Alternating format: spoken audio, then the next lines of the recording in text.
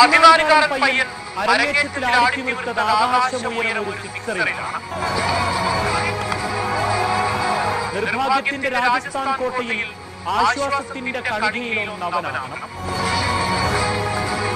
കുട്ടിക്കാലം സ്ക്രീനുകൾക്ക് മുന്നിൽ ക്രിക്കറ്റ് ആസ്വാദനത്തിനപ്പുറം അനുഭവം തീർത്തവന്റെ പേരാണ് വൈഭവ് സൂര്യവംശി.